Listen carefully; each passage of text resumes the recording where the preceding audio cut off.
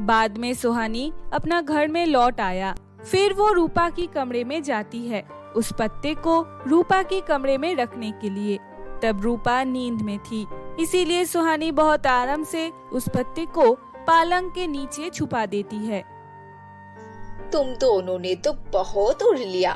अब समझो कि मुझे तकलीफ देने का फल क्या होती है। थोड़े वक्त बाद श्यामल रूपा की कमरे में जाकर उसे पुकारने लगा।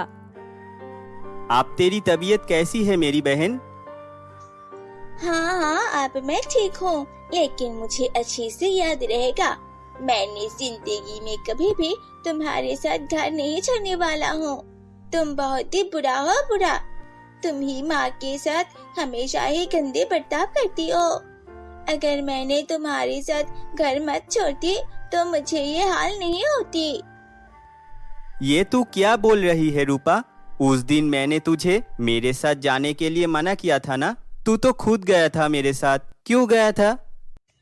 हाँ, तुम्हारे साथ मुझे नहीं जाना चाहिए था। कितनी तकलीफ हुआ मुझे। धीरे धीरे दो भाई बहनों के बीच दूरियां बढ़ती जा रही थी। रूपा एकदम श्यामल को बर्दाश्त नहीं कर पा रही थी। ये सब देखकर सुहानी मन ही मन बहुत खुश हो रही थी। अरे वाह, आज तो मैं बहुत खुश हूँ।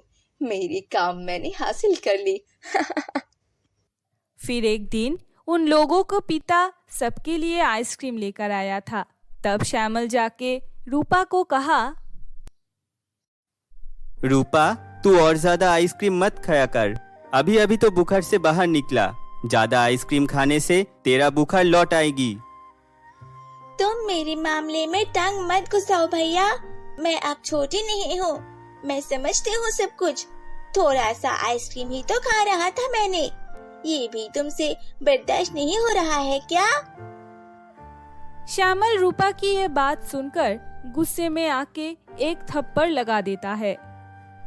ये सब क्या बोल रही है तू? तेरा दिमाग ठीक नहीं है। मैंने तेरी भलाई के लिए तो बोला, आइसक्रीम मत खा। ये बोलकर श्यामल वहाँ से चला जाता है और रूपा रोने लग पड़ी और निशी को बोलने लगी, तूने देखा ना निशी, भैया ने मेरे साथ कैसे बर्ताव कर रही है। कितना जोर से मुझे थप्पड़ मारा। तुम तो भैया को गलत समझा है दीदी। अगर फिर से तुम्हें बुखार आएगा ना तो फिर तुम्हारी ही तो तकलीफ होगी, है ना? इसीलिए ही तो दादा ने तुमको आइसक्रीम खाने के लिए मना कर दिया। श्यामल के प्रति रूपा की ऐसा बिहेव देखकर सुहानी खुशी खुशी निशी को बोलती है, अरे अरे, क्या हुआ है बेटा? उन लोगों को बीच में झगड़ा हो गया है क्या? हाँ माँ, दीदी ने भैया को गलत समझा। आजकल तो खामोखा ही भैया और दीदी के बीच में झगड़ा होने लगी। अरे अरे वाह, तब तो कल एक बार तांत्रिक माता के पास जाना ही होगा। लेकिन माँ, तांत्रिक माता क्या होता है और वो कौन है? वैसे भी तुम उसके पास क्यों जाओगे? बेटा, तुम बहुत ही छोटे हो, ये सब तुम नहीं समझोगे। सुबह सुबह उठकर सुहानी तांत्रिक माता के पास जाती है, लेकिन निशी भी उनके पीछे वहाँ हाजिर हो गई। आड़ाल से निशी सुहानी के ऊपर नजर रखने लगी। आपका मंत्रचित पत्ते तो कमाल कर दिया। ये लो आपकी पैसा। और हाँ, अब तुम ऐसा मंत्र पर दो कि रूपा गुस्से में आकर उसकी दादा को मार दे। समल मरने के बाद मैं रूपा को पुलिस के हवाले कर दूंगी। तब मेरे रास्ते का कांटा एकदम साफ हो जाएगा। अच्छा, तो फिर ठीक है, मैंने मंत्र पर देती हूँ। जब ये पत्ते की जादुई शक्ति वृद्ध होगा, तब रूपा गुस्से में आकर सिमा को मर देगा। तब तेरी इच्छा भी पूरा हो जाएगा। अच्छा, ठीक है माता, तो फिर अब मैं चलती हूँ। मैंने अपनी आँखों से सिमल की मृत्यु देखना चाहती हूँ। अरे अरे, ये क्या? मेरी माँ इतना घटिया इंसान है। भैया और दीदी के बीच में झगड़ा लगा दी और आप भैया को मारना चाहती है। नहीं नहीं, मैं ये सब कभी नहीं होने दूंगी। मुझे भैया को बचाना ही पड़ेगा। ये बोलकर निशी चलने लगा और रास्ते में थक जाकर वहाँ पे ही बैठ जाता है और रोने लगती है। हे भगवान, अब मैं क्या करूं? मैं मेरे दादा को कैसे बचाऊंगी? मुझे कोई रास्ता बता दो ना।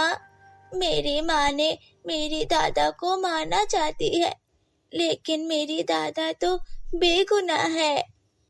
ये सब बोलकर निशी ने रोना शुरू कर दिया। तब कोई बोलने लगा, अरे अरे, तुम क्यों रो रही हो? मत रो, मैंने तुम्हारे दादा को बचाने का रास्ता बता दूंगी। कौन? यहाँ तो कोई नहीं है, तो फिर कौन मेरे साथ बात कर रहा है? अरे अरे, ये देखो इस तरफ, मैं एक जादुई पेड़ हूँ। मैंने तुम्हारे सारी बातें सुन ली। तुम्हारी दादा को मैं ही बचाऊंगी और तुम्हारी दादा को बचाने के लिए मैं तुम्हारी मदद करूंगी। तुम ठीक कह रही हो ना जादुई पेड़? ठीक है, तो फिर जल्दी बताओ, अब मैं क्या करूं? कैसे मैं मेरी दादा को बचा लूं? मेरे पास ज्यादा वक्त नहीं है, जल्दी बताओ मुझे। मैंने तुमको एक जादू का लहंगा दे सकती हूँ।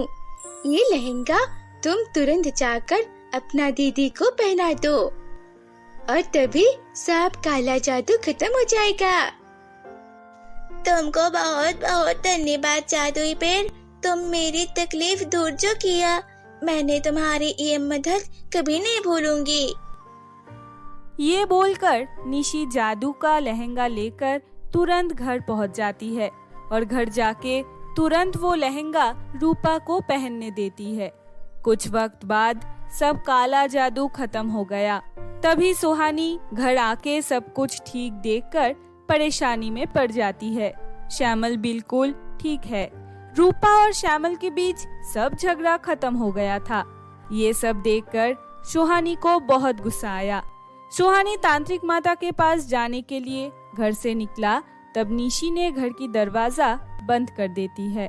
उस दिन बाद कभी भी निशी ने उसकी माँ को घर के अंदर घुसने नहीं दिया। उसके बाद 3 भाई बहन शांति में दिन गुजरना शुरू कर दिया।